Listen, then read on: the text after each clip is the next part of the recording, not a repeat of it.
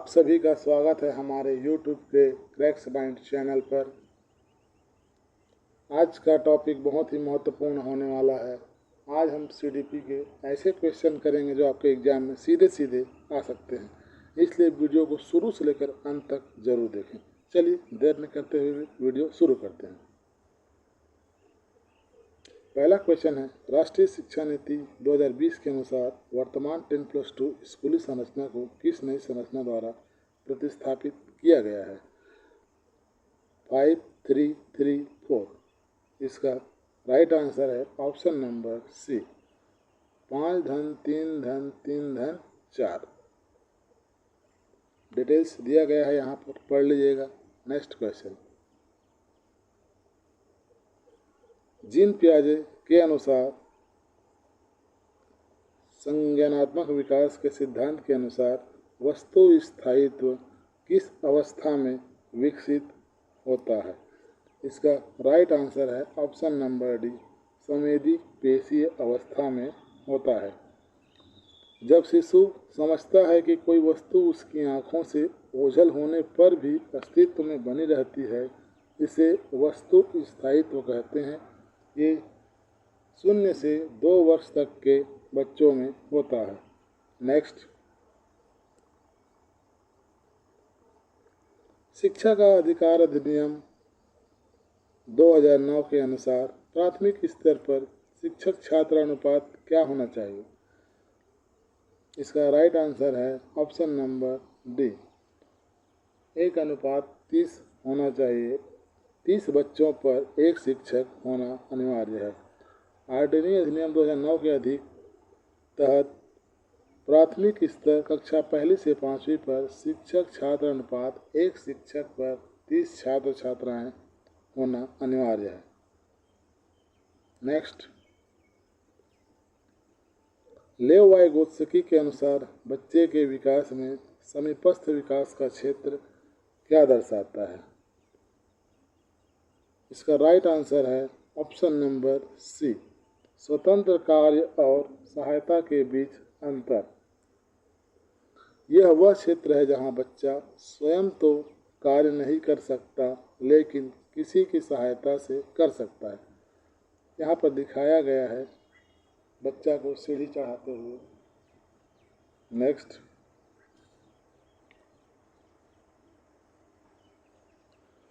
Kohlberg के नैतिक विकास सिद्धांत में अच्छा लड़की अच्छी लड़की अभिविन्यास किस स्तर के अंतर्गत आता है? इसका राइट आंसर है ऑप्शन नंबर डी, यह पारंपरिक स्तर के अंतर्गत आता है।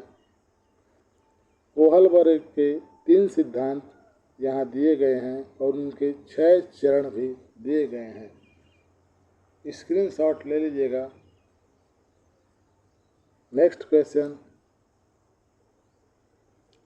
समावेशी शिक्षा का मुख्य उद्देश्य क्या है?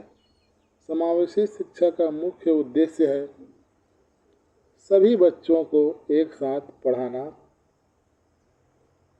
समावेशी शिक्षा का अर्थ है प्रत्येक बच्चे की क्षमताओं, आवश्यकताओं और विविधताओं को स्वीकार करते हुए सभी को समान अवसर देकर एक साथ गुणवत्तापूर्ण शिक्षा प्रदान करना।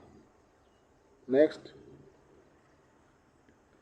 NCF 2005 के अनुसार शिक्षा का स्वरूप कैसा होना चाहिए? इसका राइट आंसर है ऑप्शन नंबर डी, बाल केंद्रित होना चाहिए। NCF 2005 के अनुसार शिक्षा का उद्देश्य बच्चे के समग्र विकास, शारीरिक हो, मानसिक हो, भावनात्मक हो, सामाजिक या नैतिक, सुनिश्चित करना कि उसका अधिकार है।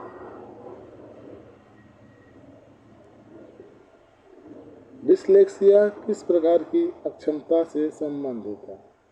इसका राइट आंसर है पठन विकार। डिस्लेक्सिया एक प्रकार की विशिष्ट अधिगम अक्षमता है जिसमें व्यक्ति को पढ़ने में कठिनाई होती है। यह अक्षमता व्यक्ति की बुद्धि को प्रभावित नहीं करती। यह पठन से संबंधित समस्या है। नेक्स्ट क्वेश्चन है, प्रतिभाशाली बालकों की बुद्धि लब्धि सामान्यतः कितनी होती है? इसका राइट आंसर है ऑप्शन नंबर सी, 140 से अधिक होती है। 120 से 130 उच्च बुद्धि वाले, 130 से 140 अति उच्च बुद्धि वाले और 140 से अधिक प्रतिभाशाली।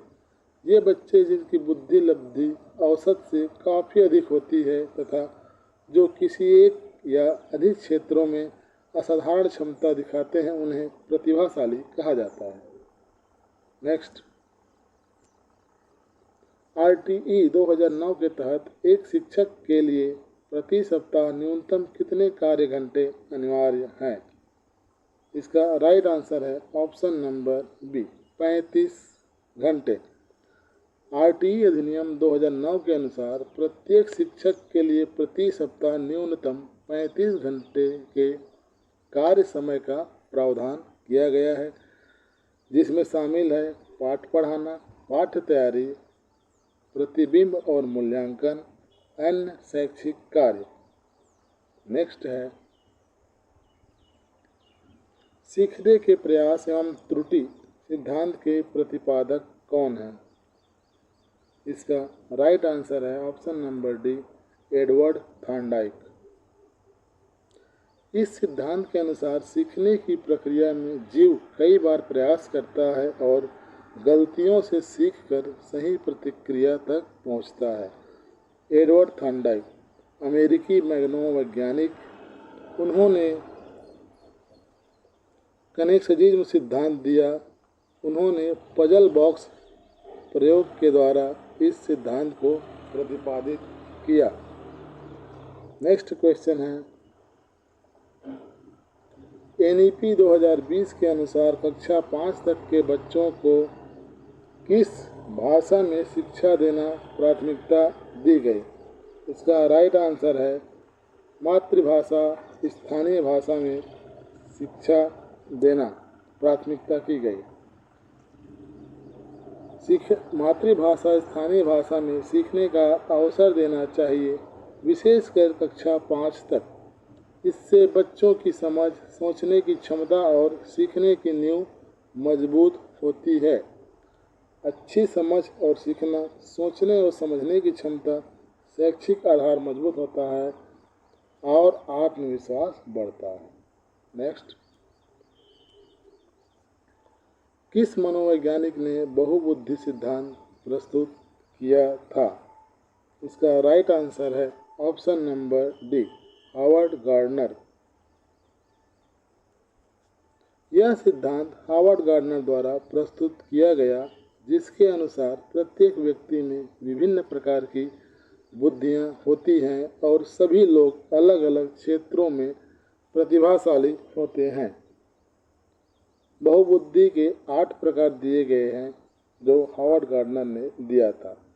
नेक्स्ट, सतत एवं व्यापक मूल्यांकन का अर्थ क्या है? इसका अर्थ है ऑप्शन नंबर बी, शैक्षणिक एवं सह-शैक्षणिक विकास का आकलन करना। सतत एवं व्यापक मूल्यांकन CCE एक शिक्षा प्रणाली है जिसमें छात्रों के शैक्षणिक एवं सह-शैक्षणिक विकास का निरंतर और व्यापक रूप से आकलन किया जाता है। इसके मुख्य उद्देश्य हैं छात्र के समग्र विकास का आकलन, लगातार मूल्यांकन द्वारा सुधार, शैक्षणिक और सह-शैक्षणिक गतिविधियों दोनों पर ध्यान, छात्र की क्षमता और रुचि को पहचानना। नेक्स्ट, बच्चे के समाजीकरण का प्रथम कारक कौन सा है? इसका राइट आंसर है ऑप्शन नंबर ए, बच्चे के समाजीकरण का प्रथम कारक है परिवार, जिसके द्वारा बच्चा समाज के नियमों, मूल्यों, परंपराओं और व्यवहारों को सीखता है और समाज का एक जिम्मेदार सदस्य बन जाता है। समाजीकरण के प्रमुख कारण हैं, पहला है परिवार, फिर विद्यालय, पड़ोस, मीडिया। नेक्स्ट क्वेश्चन है, मास्लो के आवश्यकता पदानुक्रम में सबसे ऊपर कौन सी आवश्यकता है? इसका राइट आंसर है ऑप्शन नंबर ए, आत्मसिद्धि। अब्राहम मास्लो द्वारा प्रतिपादित इस सिद्धांत के अनुसार मनुष्य की आवश्यकताएं एक क्रम में होती है। निम्न स्तर की आवश्यकताएं पूरी होने के बाद उच्च स्तर की आवश्यकताएं महत्वपूर्ण होती है। ये उनकी 5 पदानुक्रम दिए गए हैं। पहला है शारीरिक आवश्यकताएं, फिर सुरक्षा की आवश्यकता, तीसरा है सामाजिक आवश्यकता, चौथा है सम्मान की आवश्यकता और पांचवा है आत्म सिद्धि। नेक्स्ट क्वेश्चन है, शिक्षण की खेल विधि का श्रेय मुख्य रूप से किसे दिया जाता है? इसका राइट आंसर है ऑप्शन नंबर कौन सा है, ये बताइए आप। खेल विधि एक ऐसी शिक्षण पद्धति है जिसमें बच्चों को खेल खेल में सीखने का अवसर दिया जाता है। इससे बच्चों का सर्वांगीण विकास होता है, रोचक एवं प्रभावी होता है। खेल के माध्यम से सीखना, इसका राइट आंसर है ऑप्शन नंबर ए, फ्रेडरिक फ्रोबेल को दिया जाता है। नेक्स्ट क्वेश्चन है, विकास सिर से पैर की दिशा में होता है, इसे किस सिद्धांत के रूप में जाना जाता है? इस सिद्धांत के अनुसार विकास सिर से प्रारंभ होकर धीरे धीरे मस्तिष्क के निचले भाग की ओर होता है। सिर उठाना, बैठना, खड़ा होना, चलना। इसका राइट आंसर है option number B, cephalocaudal. Next question है, एनसीएफ 2005 के अनुसार एक शिक्षक की भूमिका कैसी होनी चाहिए? राष्ट्रीय पाठचर्या रूपरेखा 2005 के अनुसार शिक्षक को कक्षा में सुविधादाता की भूमिका निभानी चाहिए, जो बच्चों के सीखने की प्रक्रिया को सहयोग, मार्गदर्शन और प्रोत्साहन देकर समृद्ध करे। राइट आंसर है ऑप्शन नंबर ए, सुविधादाता, फैसिलिटेटर। नेक्स्ट क्वेश्चन है, अधिगम का शास्त्रीय अनुबंधन सिद्धांत किस जानवर पर प्रयोग किया गया था? यह एक प्रकार का अधिगम है जिसमें एक तटस्थ उद्दीपन को बार बार एक प्राकृतिक उद्दीपन के साथ जोड़ने पर यह तटस्थ उद्दीपन भी प्रतिक्रिया उत्पन्न करने लगता है। भोजन, लार आना, घंटी तटस्थ उद्दीपन, घंटी प्लस भोजन, युगीकरण, घंटी शर्त उद्दीपन, लार आना, शर्त प्रतिक्रिया। इसका राइट आंसर है ऑप्शन नंबर डी, यह कुत्ते पर प्रयोग किया गया था। नेक्स्ट, एनईपी 2020 के में परख का उद्देश्य क्या है? एनईपी 2020 के अनुसार परख का पूरा नाम है performance assessment review and analysis of knowledge of holistic development. ये मोस्ट इम्पॉर्टेंट क्वेश्चन है, कई बार इसकी फुल फॉर्म पूछी जा चुकी है। इसका उद्देश्य भारत में स्कूली शिक्षा के लिए मानक निर्धारण और मूल्यांकन करना है। इस क्वेश्चन का राइट आंसर है ऑप्शन नंबर सी, मानक निर्धारण और मूल्यांकन करना। नेक्स्ट क्वेश्चन है, बुद्धि का द्विकारक सिद्धांत किसने दिया था? इस सिद्धांत के अनुसार बुद्धि के दो कारकों से मिलकर बनी होती है। सामान्य बुद्धि जो सभी मानसिक कार्यों में समान रूप से कार्य करती है। विशेष बुद्धि जो विशिष्ट कार्यों या परिस्थितियों में विशेष रूप से कार्य करती है। इसका राइट आंसर है option number D. Charles Spearman ने यह बुद्धि का द्विकारक सिद्धांत प्रतिपादित किया था। नेक्स्ट क्वेश्चन है,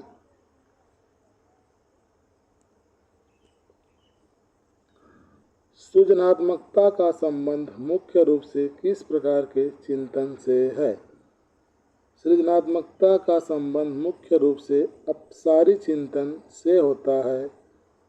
इसमें अनेक संभावनाओं, विकल्पों और नए विचारों को उत्पन्न करने की क्षमता शामिल होती है। अपसारी चिंतन नया विचार, नया विचार, नया विचार, नया विचार, एक से अनेक संभावनाएं होती हैं। राइट आंसर है हमारा ऑप्शन नंबर सी। अपसारी चिंतन को सृजनात्मकता का मुख्य संबंध है। नेक्स्ट क्वेश्चन है, आरटीई 2009 के अनुसार किस अनुच्छेद के तहत शारीरिक दंड और मानसिक उत्पीड़न पर प्रतिबंध है?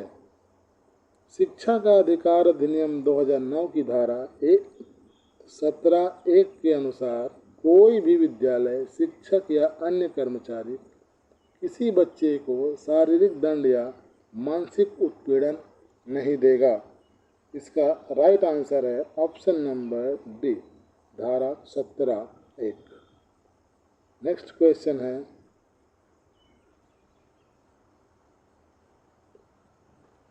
एक बच्चा एस को 5 और एम को डब्ल्यू लिखता है, वह किस अधिगम अक्षमता से ग्रसित है? जब बच्चा अक्षरों को गलत बनाता है, जैसे एस को 5 और एम को डब्ल्यू लिखना, तो यह लिखने की समस्या को दर्शाता है। इसे डिस्ग्राफिया कहते हैं। यह एक अधिगम अक्षमता है। इसका राइट आंसर है option number D, dysgraphia. Next question है, वाइगोत्स्की के अनुसार भाषा और विचार के बीच क्या संबंध है? वाइगोत्स्की का मानना था कि भाषा केवल विचारों की अभिव्यक्ति का माध्यम नहीं है, बल्कि यह हमारे विचारों के विकास और दिशा निर्देशन में सक्रिय भूमिका निभाती है।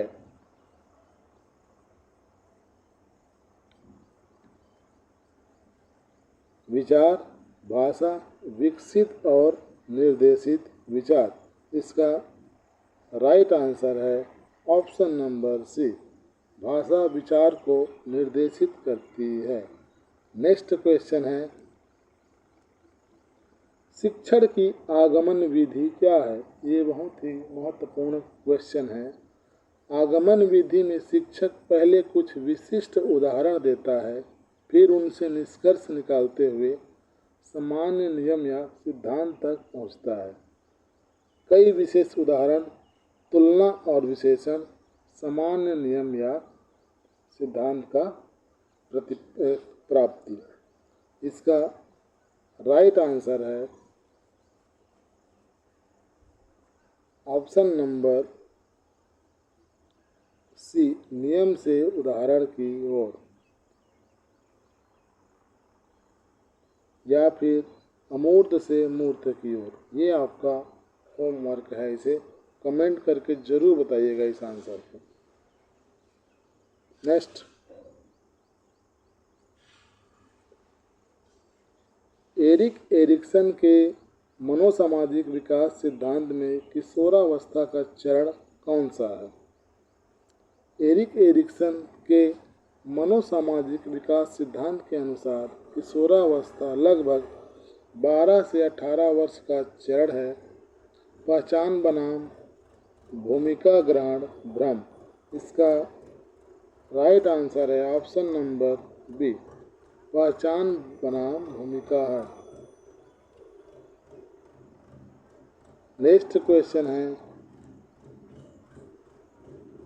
समावेशी शिक्षा में अनुकूल का क्या अर्थ है?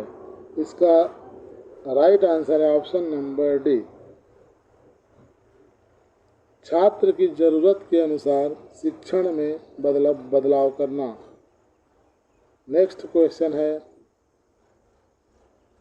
मानसिक आयु की अवधारणा का विकास किसने किया था? मानसिक आयु की अवधारणा का विकास अल्फ्रेड बिने ने किया था।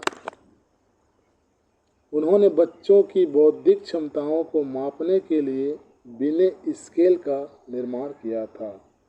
नेक्स्ट है, एनईपी 2020 के अनुसार उच्च शिक्षा में सकल नामांकन अनुपात को 2035 तक कितने प्रतिशत ले जाने का लक्ष्य है? राइट आंसर है ऑप्शन नंबर बी, एनईपी 2020 के अनुसार उच्च शिक्षा में सकल नामांकन अनुपात को 2035 तक 75% करने का लक्ष्य है। वर्ष 2020 लगभग 27.1%, उसको लक्ष्य रखा गया है 75%। नेक्स्ट है, सीखने का अंतर्दृष्टि सिद्धांत किसने दिया था? राइट आंसर है ऑप्शन नंबर ए, वोल्फगैंग कोहलर ने दिया था।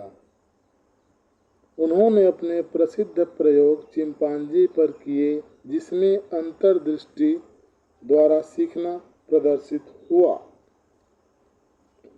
कोहलर के प्रयोग की विशेषताएं हैं, चिंपांजी पर प्रयोग, समस्या को समझकर समाधान करना, अचानक समाधान की प्राप्ति, अंतर्दृष्टि से सीखना। नेक्स्ट प्रश्न है, कक्षा में सक्रिय भागीदारी को बढ़ावा देने के लिए सबसे अच्छी विधि कौन सी है?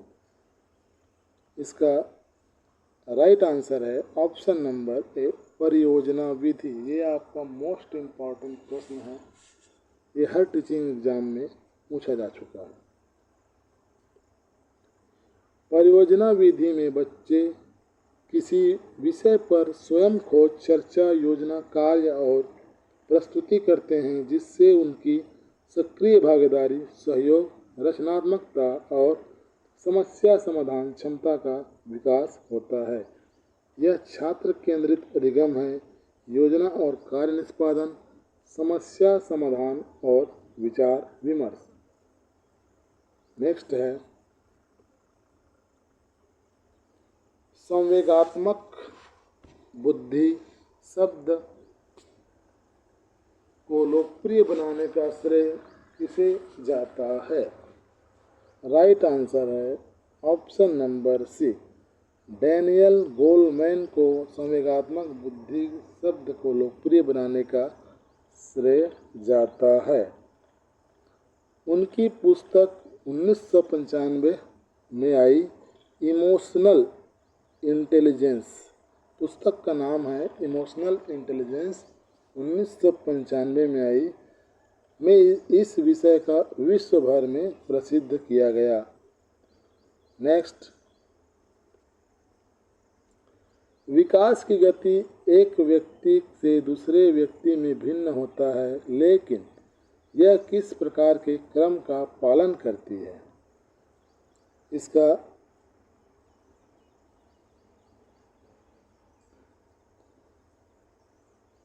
विकास की गति एक व्यक्ति से दूसरे व्यक्ति में अलग अलग हो सकती है, लेकिन विकास का क्रम हमेशा एक निश्चित दिशा और क्रम का पालन करती है।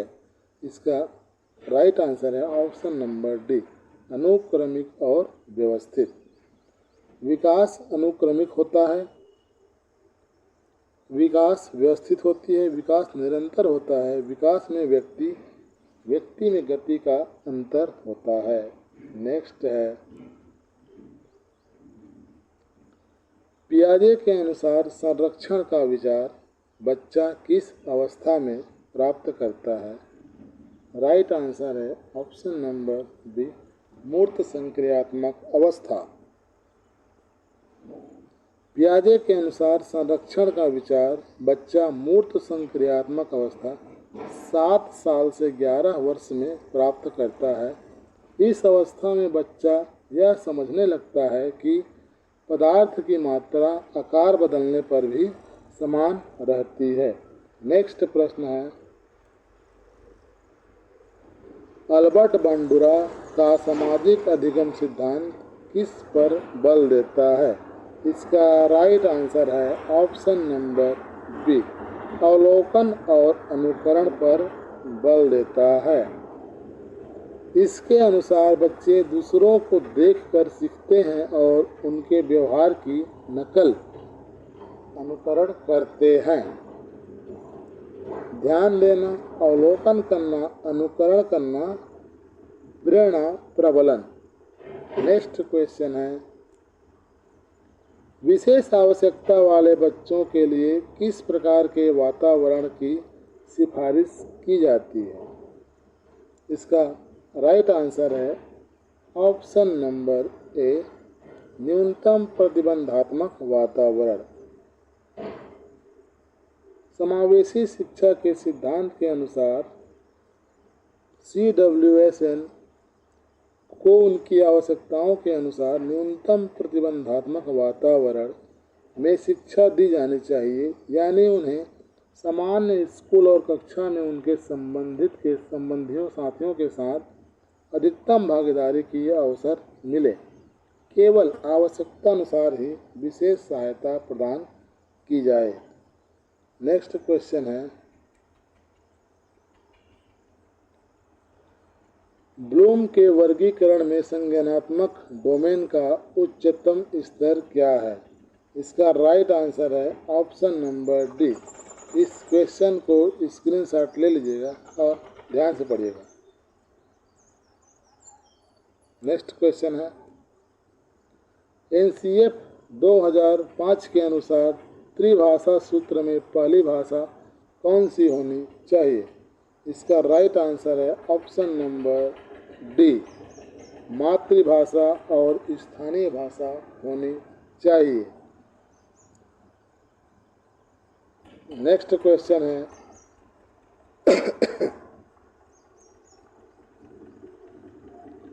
प्रगतिशील शिक्षा के मुख्य समर्थक कौन थे? प्रगतिशील शिक्षा के मुख्य समर्थक जॉन डीवी थे। उन्होंने शिक्षा को जीवन की प्रक्रिया माना और करके सीखने पर बल दिया। उनका मानना था कि शिक्षा बच्चे के अनुभव, रुचि और समाज के साथ सक्रिय सहभागिता पर आधारित होनी चाहिए। राइट आंसर है ऑप्शन नंबर ए, जॉन डीवी। नेक्स्ट है,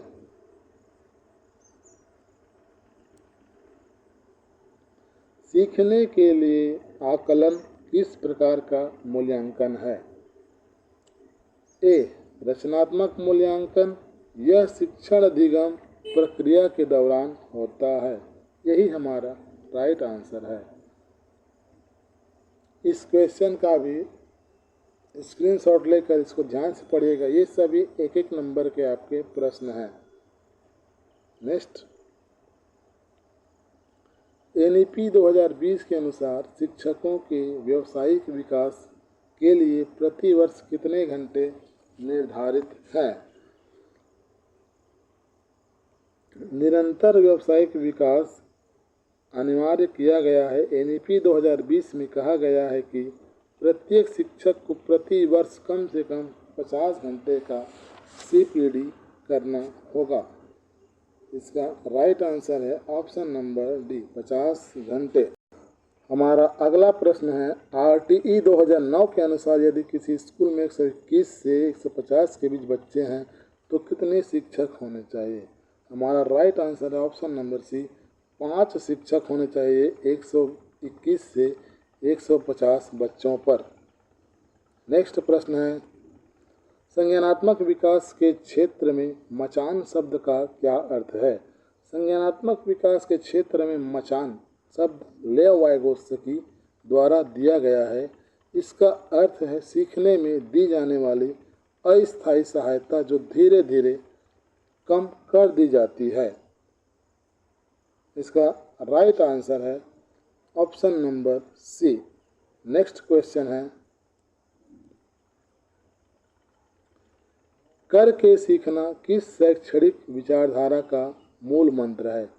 करके सीखना का अर्थ है कि बच्चे स्वयं गतिविधियों में भाग लेकर अनुभव प्राप्त करके समस्याओं का समाधान करके सीखे। प्रयोजनवाद के मुख्य प्रमुख विचारक जॉन डेवी ने शिक्षा को प्रमुख स्थान दिया। उनका मानना था कि शिक्षा का उद्देश्य जीवन की वास्तविक समस्याओं को हल करने की क्षमता है। इस प्रश्न का आंसर आप लोग कमेंट करके ज़रूर बताइएगा। नेक्स्ट है, बच्चों में नैतिकता के विकास करने के लिए शिक्षक को क्या करना चाहिए? नैतिकता का अर्थ है सही और गलत, अच्छे और बुरे के बीच अंतर और सही कार्य करने की आदत विकसित करना। शिक्षक का आचरण और व्यवहार बच्चों के नैतिक विकास में सबसे बड़ा योगदान देता है। शिक्षक की भूमिका, इस क्वेश्चन का आंसर भी आप लोग कमेंट करके ज़रूर बताइएगा। नेक्स्ट है,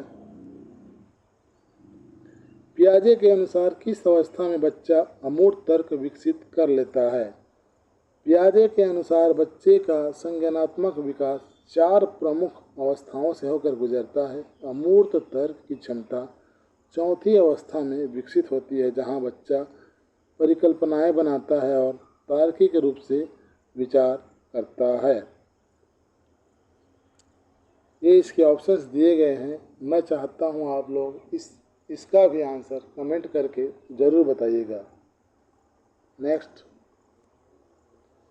एनसीएफ 2005 का मुख्य नारा क्या था? शिक्षा बिना बोझ के।